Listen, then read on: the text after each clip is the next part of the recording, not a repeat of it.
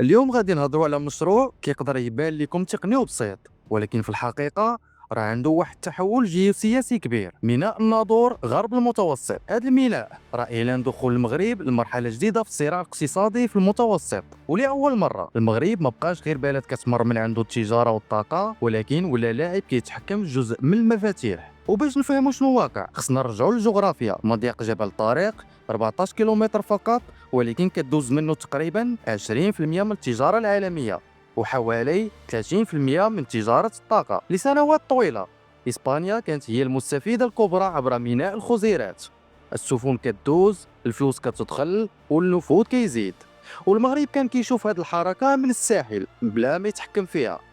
المعادلة تبدلات مع طنجة المتوسط، ودابا كتكمل مع الناظور غرب المتوسط.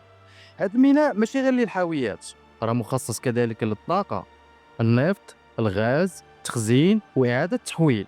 يعني باختصار المغرب كيدخل ملف الأمن الطاقي، وهذا الملف دابا ولا من أقوى السلاح في السياسة الدولية. أوروبا محتاجة البدائل مستقرة، والمغرب كيعرض الموقع للاستقرار والبنية التحتية.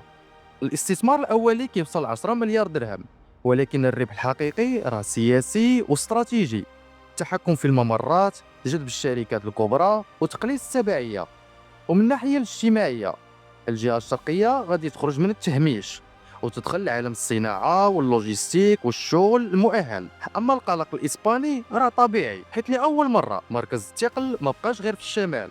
الخلاصة، ميناء الناظور غرب المتوسط ماشي غير ميناء، راه رسالة. المغرب ما بقاش ممر ولا محور، ما بقاش تابع ولا مؤثر، وما بقاش على الهامش، ولا في القلب ديال اللعبة.